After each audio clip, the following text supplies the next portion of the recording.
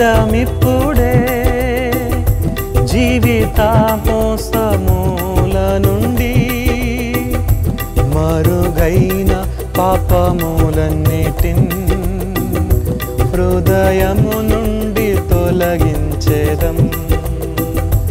మరుగైన పాపములన్నిటిన్ హృదయము నుండి తొలగించేదం. బాప్తిసమిచ్చే యోహాను మారు మనసు గురించి ప్రకటిస్తూ తన పరిచర్యను ప్రారంభించినట్లుగా మనం చూస్తాం. యేసు ప్రభు కూడా మారు మనసు గురించి ప్రకటించినట్లుగా మనం చూస్తాం.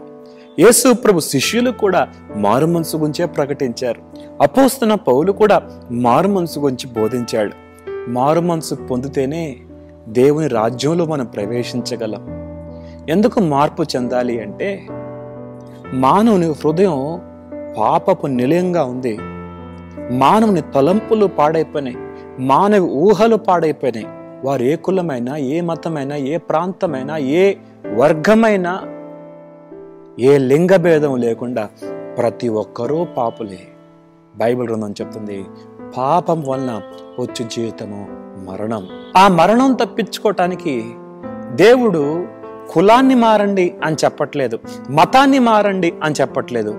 దేవుడు మారు మనసు పొందండి అని ప్రభు చెప్తాడు. మార్పు చెందండి. మారు మనసు అంటే మన హృదయంలో ఉన్న పాపం విషయంలో దేవుని సన్నిధిలో పశ్చాత్తాపడటం, పాపం పట్ల మన వైఖరి మారటం, పాపము నుండి మనం యూటర్న్ తీసుకోవటం. దీన్నే మారు మనసు అంటారు. రక్షణ పొందాలి అంటే మొట్టమొదటిగా మారు మనసు పొందాలి. మారు మనసు అనేది వ్యక్తిగతంగా దేవునికి నీకు మధ్యలో జరిగేది. 2 కొరింథీ పత్రిక 7వ అధ్యాయం 10వ వచనంలో ఓ చక్కని మాట చూస్తాం.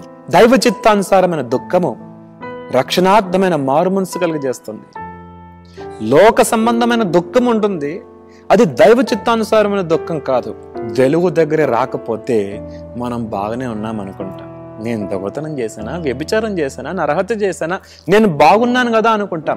కానీ దేవుని వెలుగుకు సమీపిస్తున్నప్పుడు మన పాపాన్ని దేవుడు చూపిస్తాడు. నువ్వెంత ఘోర పాపవో దేవుడు నీకు తెలియజేస్తాడు.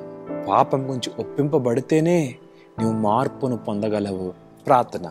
మహోన్నతుడగు దేవా, విత్తబడిన మాటలు మా హృదయాలు నీరుకట్టి ఫలింపు చేయండి. మార్పు చెందిన హృదయాలు కలిగి ఉండాలని నీవు కోరుతున్నావు.